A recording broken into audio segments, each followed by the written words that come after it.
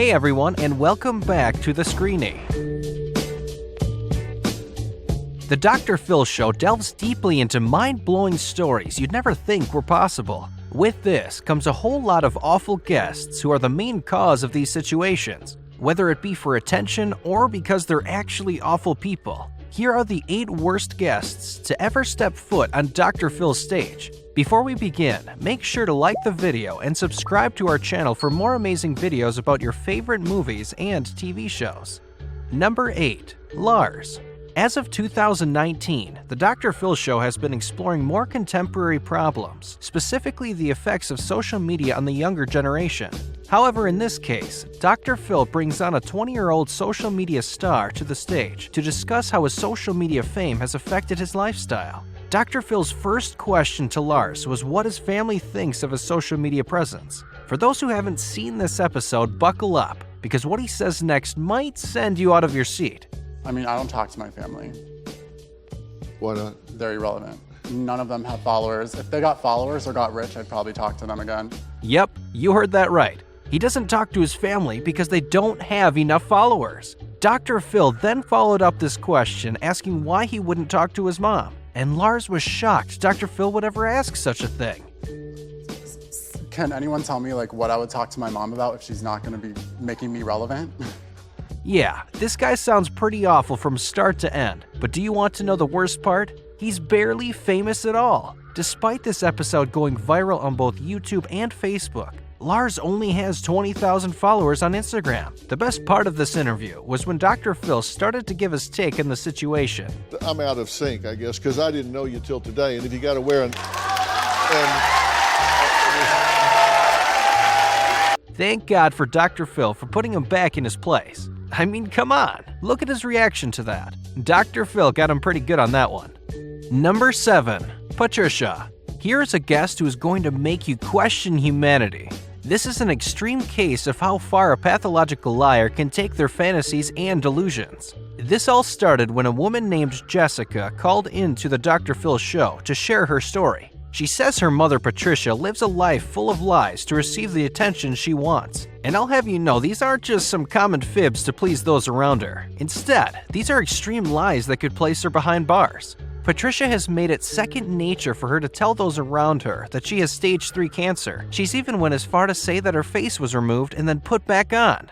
My name is Patricia, and I have cancer. I have had 17 strokes, brain surgery, plates in my head, and 2 near-death experiences. Pretty crazy stuff, right? Now I know what you're thinking. How is it illegal to lie about such things? Sure, it's wrong, but what makes this so illegal? Well, Patricia has actually been on the news to raise money for her cancer story, claiming such funds would go towards her treatments. She went as far to make up new lies on the spot, telling the news station that she's had 17 strokes. She told them that her face was removed and put back on. My mom was trying to collect donations. Lying to receive sympathy is one thing, but lying for money is a whole other thing. It's called fraud. I think it's clear as to why Patricia is on this list. Number 6. Romina Garcia. When you turn 18, you finally have the opportunity to meet different people and freely experiment with romantic relationships. Being that young enables you to simply find someone new if your previous relationship didn't work out. Unfortunately for Romina, this is not the case at all. At the time of going on Dr. Phil, Romina was in a seriously abusive relationship. The man she was with carelessly physically abused her, and she didn't leave him. Now I know what you're thinking. Maybe I should have more sympathy for this poor woman. She could be scared to leave him in case he were to do something horrible to her. Well, how about you just hear it from her, how she feels about her partner. If your boyfriend hits you or beats you up, stay with him. He loves you. Yeah, you heard that right. She believes physical abuse is a sign of love. Oh, and she's not done. Here's what she says to explain her outrageous thoughts. He's risking for you to press charges on him. A guy that's willing to do that for a girl, it's amazing. What? Romina went on the show and told Dr. Phil she felt misunderstood as to why she was getting backlash from these statements. Because they're willing to put themselves at risk, you must mean an awful lot to them, or they wouldn't put themselves in harm's way. Exactly. Dr. Phil then asked as to what the misunderstanding was. Here's her reply. He could have gone to jail, if I would have pressed charges. Like, not just anyone is gonna go to jail for you. Just look at Robin's face. And if you thought all this was bad, take a look at what she said after she broke up with her boyfriend. I don't have a boyfriend anymore because he wasn't feeding me hard enough. So I had to break up with him, like, it just wasn't good enough for me. Jeez. I think it's time for the next guest. Number 5, Chuck. Here's an extremely unusual case of cheating that'll make you realize no matter how much you think you know someone, you can never be sure about their intentions or their past. Chuck says he's been in a rocky marriage with his wife for years now and told one of Dr. Phil's employees a secret he says can't be shared. Obviously, the employee told Dr. Phil, resulting in Phil making Chuck admit the secret or he'd be kicked off the show. He said something to my associate producer, and he said, and I quote, "She can never know." If you've got something to say, this is the time to say it. Chuck decides to confess and starts off by letting his wife know he didn't cheat on her, which is true. However, I'm pretty sure what he says next is just as bad. Years ago, we're talking 2003 maybe was the last time. I had done a few adult movies when I lived out here in California. The crazy part is that despite being married for years, Chuck had never told his wife about his previous life. This obviously came as a shock to his wife. However, before she had the chance to express her anger, Chuck had a little bit more to add. I came back to California last night, called the guy to see if I could make a little extra money while I was out here right now. This weekend? Yes. Dr. Phil, he's so sick. The audience and his family react in disgust, and Chuck admits he thought he was going to take that to his grave. No one knows that. That was honestly something I thought I was going to carry to my grave. Number 4, Octomom. Nadia Denise, aka Octomom, was a guest on the Dr. Phil show multiple times, making appearances from 2009 onwards. She became the most hated mother on the planet when she became famous for giving birth to 8 children. Oh, you thought I meant just 8 children. I mean, she had octuplets while already having 6 other kids. That's 14 kids in her care. I think you all see the problem. However, she became hated for reasons way beyond this. Was it a mistake to try to have another child when you had 6 at home? At that time, having already 6 children, what was I thinking? At the time of having these children, she was completely unemployed, was a single mom, and struggled with substance issues. Despite already having 6 children, she was spending her welfare checks on plastic surgery. These things alone would make most people dislike her. The problem with her later having the octuplets was that she had already chosen to fertilize 6 of her own embryos. An unemployed mother with 6 kids coming in and implanting 6 embryos, does this not fall below the standard of care? Once she gave birth to the octuplets, instead of finding a real job, she decided to sell her body to make ends meet. Right now I'm doing whatsyourprice.com. It's actually a dating site. There's been quite a large sums of money that have been offered by men. Thankfully, she ended up capitalizing off her situation and became famous and successful. Number 3, Alex.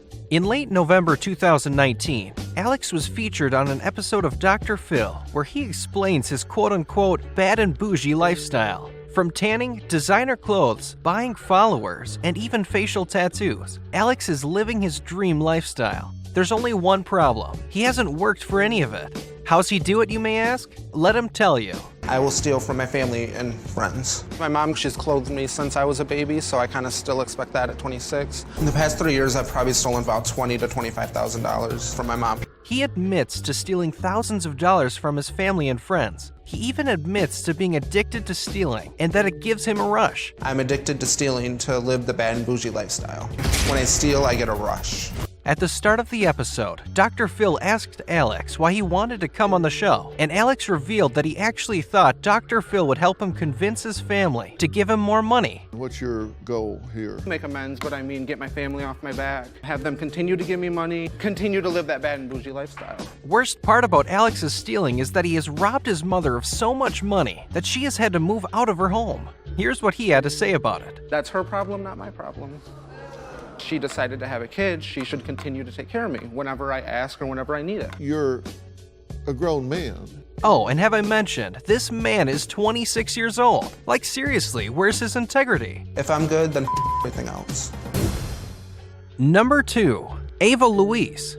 Here's another guest whose reason for featuring on the Dr. Phil show was the dangers of being obsessed with social media. She went onto the show to find a solution to being lonely despite her Instagram fame. Obviously, she isn't lonely at all, and this was just an excuse to be on Dr. Phil and get more attention. My goal is to be a skinny legend and Insta famous. Right now, I have almost 40,000 followers. When you're Instagram famous, you're actually famous. This girl is clearly obsessed with attention. Take a look at these clips of her, and you'll notice her ego is much bigger than her follower count. This dress is Alexander Wang. These sunglasses are Fendi to match my Fendi boots. The more labels, the better. I like shoving it in poor bitches' faces. She says to get into shape, she ate diet pills like they were Tic Tacs. When asked about the dangers of that, she said this. I don't regret it. I mean, I'd rather die hot than live ugly, so if this is gonna take 10 years off my life, I don't wanna be old anyway. Old people are ugly. She even admits that the only reason she goes to college is to make all the ugly people feel bad about themselves. When I do go, it's only so I can put on an outfit of at least $6,000 worth and walk in and have everyone stare at me and feel bad about themselves. Despite her making up issues to go on Dr. Phil, it was clear she had to be obsessed and given help before she completely loses herself in her ego and shallowness. Dr. Phil even got celebrity influencer Amanda Cerny to try and explain to Ava that there is a world outside of social media that she should be focusing on. But Ava wasn't open to changing anytime soon. Number 1. Haley. This guest is no joke. Everything I'm about to show you is completely real. I am pregnant. And it is Jesus. My family, my friends, my pastors at church, they don't believe that I'm pregnant. Yeah, you heard that right. This 19-year-old girl truly believes she's 9 months pregnant with Jesus. Despite taking 6 pregnancy tests and all of them coming out negative, she still believes she's 9 months pregnant with Jesus. Oh, and Dr. Phil decided to give the girl a real ultrasound with professional doctors. He did this on the spot in front of the audience, and surprise, surprise, the teenager wasn't pregnant at all. If you thought that was the end of that, you're very wrong, because the girl still had so much left to say. Not only did she deny the ultrasound's results, but she went into detail about how she believes her father is Eminem.